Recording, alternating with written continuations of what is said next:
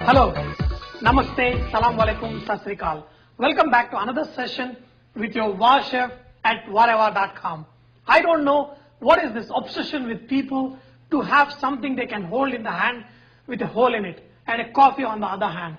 It is the same across the world. Nope, I'm not talking about donut, not today at least. I'm referring to the Indian donut, shaped like a donut but spicy. The vada is a kind of savory snack from the south. It is made with urad dal. This light and fluffy deep fried snack is so easy to make and taste absolutely delicious if made right. So today we are going to learn how to make this vadai. To prepare this vadai, we need urad dal. Urad dal that is soaked for at least 6 hours. Finely chopped onion. Sometimes some people don't use onion, but I love onion in my vadai. Cumin seeds, crushed pepper. I finely chopped some curry leaves, some hing powder and salt. And then you need oil to fry. The first step in making vada is its grinding to a coarse paste. So we are going to learn what are the problems that causes the vada to be hard or soft, or sometimes oily, or sometimes really nice and good. Today we are going to discuss all those issues today. If you have a regular grinder and a food blender like this, it is better to use in a blender. Why? We will discuss during we do it.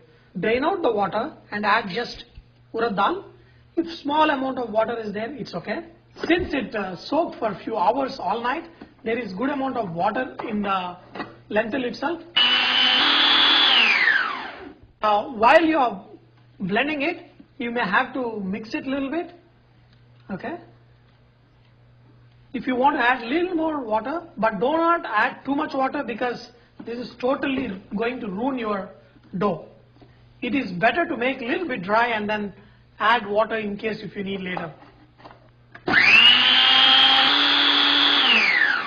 After you blend your vada mixture, put it in a container. We're going to add a little bit of hing powder, okay, a little bit of crushed pepper, chopped curry leaves, a little bit of cumin seeds and salt. Now we're going to mix this mixture. See, if I make vadai with this, the vadai will come perfectly. A lot of people at home, they do just like this. But what is the point coming and learning something from Wow Chef if you haven't learned something new? So we're going to see why some vadas are really perfect, nice, soft, fluffy and light. So we're going to learn that trick from Wow Chef today. See, how to know whether this dough is perfect or not. So what we'll do, we'll take some of this dough and some water, okay, and then we'll drop it in, okay. Now if you can see this is pretty much immersed in the water. When you make this dough perfectly, it will float on the top. That's when you know your dough is perfect. So what is the difference between a vada that is nice, fluffy and soft and beautiful, and sometimes we get vadas that are hard? Very simple, aeration. If you remember, in the old days, they used to have a stone grinder in which they make the vada mixture, and constantly they remove from the sides, put it inside and grind. And even if you see, in the wet grinders, there is a wooden block in which they grind this vada mixture. What happens? This dough falls on top of one another constantly. That gives aeration. That is why a lot of people in India, they take this soaked vada mixture and get it grinded at the wet grinder place, and they do not use their mixie to grind it because that aeration they cannot get it. But we are going to solve that problem by incorporating air into this and making it nice fluffy. So what we are going to do is, right now this is looking pale yellow because it doesn't have a full aeration. What I'm going to do, I'm going to beat it with my hands like this, and this will cause good amount of air to be incorporated, and the dough also will become slightly whiter than what it is.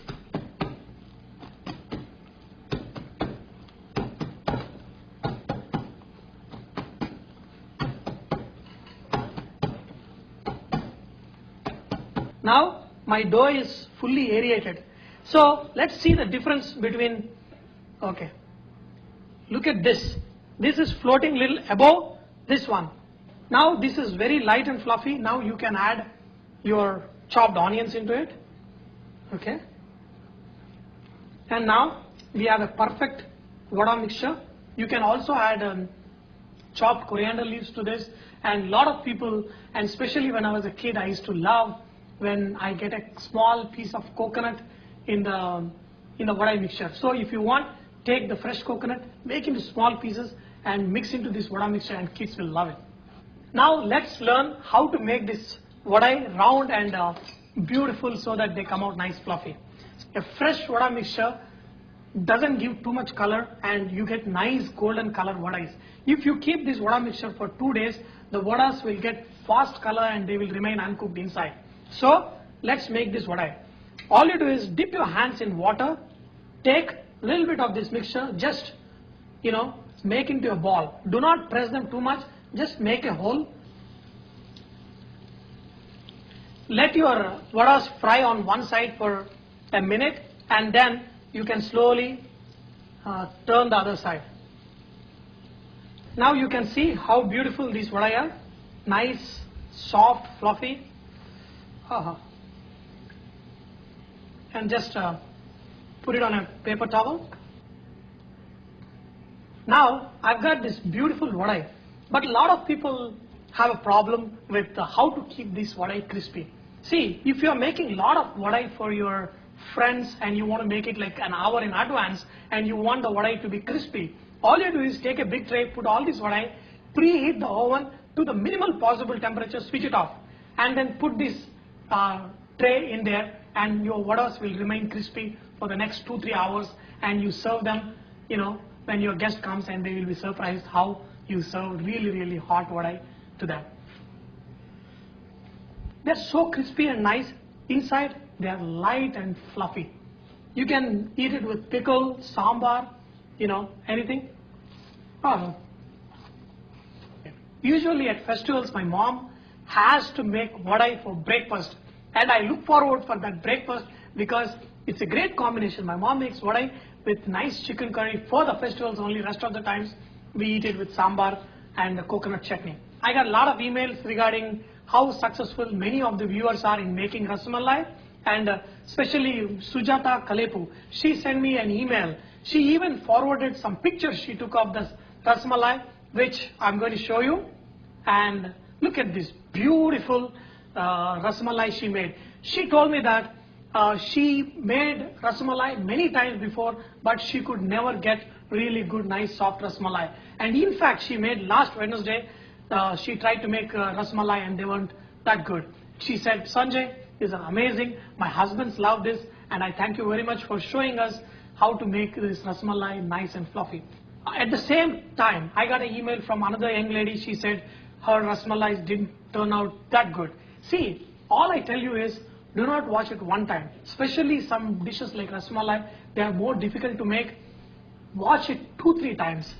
Write down on a piece of paper the points, what I specifically tell you. Read it couple of times and keep it in your mind when you're making it, and you will get these rasmalais very easily. And also I've got this email from Swapna. She wrote to me saying that, Sanjay, I made masala dosa watching your video, and my fiance said that I will marry you just because I can eat this wonderful dosa for rest of my life. Swapna, congratulations on your engagement, and let me know when you are getting married, and definitely you will get something from Vareva. Remember that Vareva is about inspiring others to cook. So please post your recipes and cooking tips, and also your stories and experiences of cooking with Vareva recipes, so others may benefit from your great cooking. Thank you.